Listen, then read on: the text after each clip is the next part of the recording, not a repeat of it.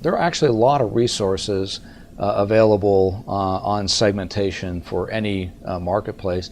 I find myself doing 60 to 70% of the segmentation work that I do right now on the web using a number of internet resources that are publicly available. I've done entire projects on segmentation using internet sources.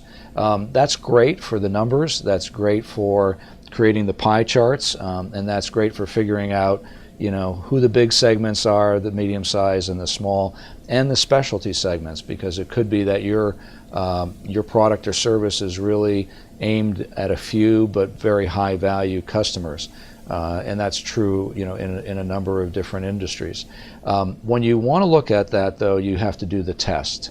And the litmus test is probably an old term for this, but if the litmus color turns a certain color, litmus paper turns a certain color, you've got the right chemical solution in the jar.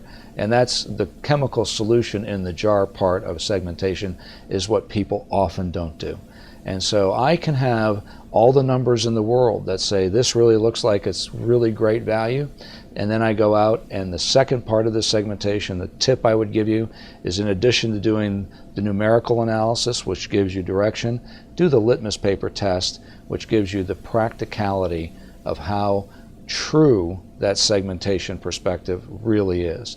You'll find in many cases you'll see a set of numbers underlying it are a totally different set of dynamics.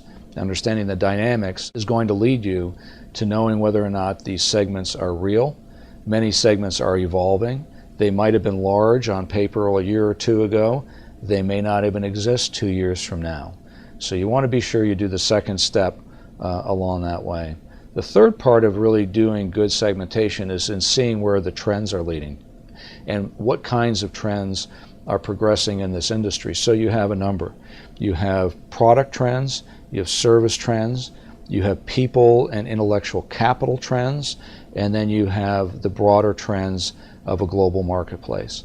And seeing where all those are leading are important parts of your segmentation approach.